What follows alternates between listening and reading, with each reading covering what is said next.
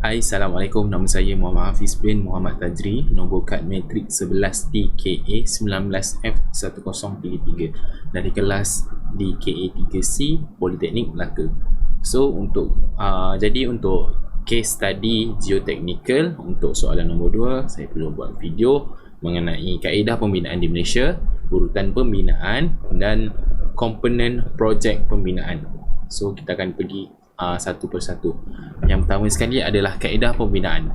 Kaedah pembinaan bangunan dalam industri pembinaan di Malaysia melibatkan dua kategori utama, iaitu convention dan modern. Pembinaan kerangka kayu yang merangkumi beberapa sistem pembinaan merupakan salah satu daripada pembinaan tradisional atau convention.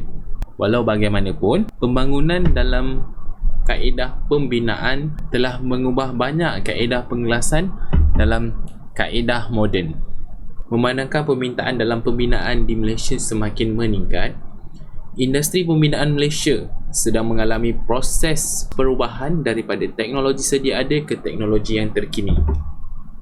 Pada tahun 60-an lagi, kaedah baru dalam industri pembinaan iaitu Industrialized Building System (IBS) dikenalkan melalui penggunaan elemen-elemen konkrit, prategas, rasuk dan tiang. Namun begitu, kaedah itu kurang dipraktikkan di Malaysia. Kaedah pembinaan adalah berkisah daripada kaedah pembinaan konvensyen kepada kaedah prategas sepenuhnya. Secara umumnya, kaedah pembinaan diklasifikasikan kepada 4 kategori, iaitu kaedah pembinaan konvensyen ataupun tradisional, kedua, kaedah cash in, yang ketiga, kaedah komposit, yang keempat, kaedah fabrikasi penuh. Seterusnya, kita akan terus kepada yang kedua, iaitu urutan pembinaan. Untuk urutan pembinaan kali ini, saya ada satu contoh urutan pembinaan rumah PPR, iaitu pembinaan perumahan rakyat yang dijalankan. Jadi kita tengok urutannya satu persatu. Yang pertama dari segi iaitu kerja utama dia adalah primary and earthwork. Itu kerja-kerja utama yang pertama lah, yang daripada atas sekali. Yang pertama adalah pemilikan tapak ataupun ada tapak untuk dijadikan perumahan ataupun nak jadikan rumah, iaitu tapak. Yang kedua, selepas dah ada tapak adalah pembersihan tapak, iaitu pembersihan tapak melibatkan kerja-kerja pemotongan pokok-pokok ataupun sebagainya. Yang ketiga iaitu persediaan dan jentera. Persediaan dari segi tenaga kerja dan jentera dari segi apa yang diperlukan seperti lori ataupun mesin pembancuh simen dan sebagainya. Terusnya adalah building structure work, iaitu kerja struktur pembinaan. So untuk yang pertama adalah foundation work, iaitu pembinaan lantai dan tiang. Yang kedua adalah ground beam ataupun ground slab. Itu yang kedua. Yang ketiga adalah underpiping, iaitu pemasangan pipe bawah. Namun untuk ketiga-tiga tersebut adalah pembinaan yang tidak melibatkan IBS. So dia ada section pertama dan section kedua. Yang tadi saya sebutkan adalah section pertama, iaitu tidak menggunakan IBS. So untuk section kedua adalah sistem struktur, yang mana melibatkan steel frame panel system, steel frame joiner system, steel frame tissue system. Itu mengenai section 1 dan section 2 yang melibatkan kerja struktur pembinaan. Seterusnya kita beralih kepada kerja pembinaan arkitek. Ini juga melibatkan kepada section 1 dan section 2, iaitu section 1 adalah IBS dan kali ini section 2 bukan IBS.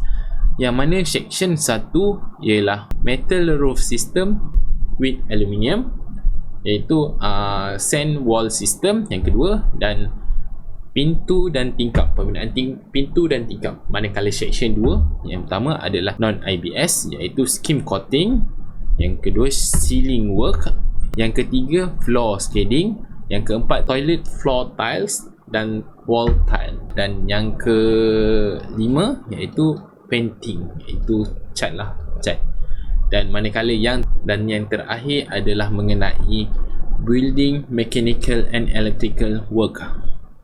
So yang pertama mengenai yang terakhir ni untuk anak-anak dia adalah internal condensing system, internal plumbing dan sanitary system, electric wiring, plumbing and electric fitting, cleaning and final touch up, dan yang terakhir adalah handover, iaitu beri kunci kepada pemilikan perumahan tersebut. So itu untuk adalah urutan pembinaan rumah PPR, iaitu pembinaan perumahan rakyat. Itu contoh, sebagai contoh. So seterusnya adalah komponen projek pembinaan. Untuk komponen projek pembinaan ada banyak, ada beberapa dan saya sebutkan satu persatu.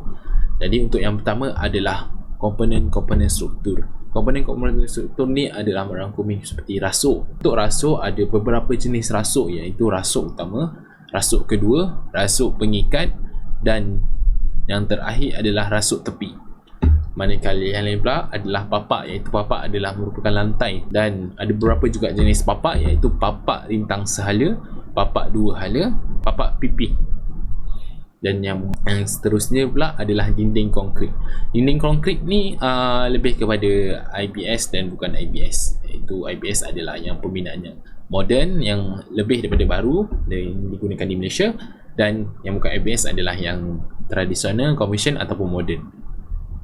Iaitu terbahagi juga kepada beberapa jenis, iaitu dinding konkrit tertulang, dinding konkrit biasa, dinding riceh.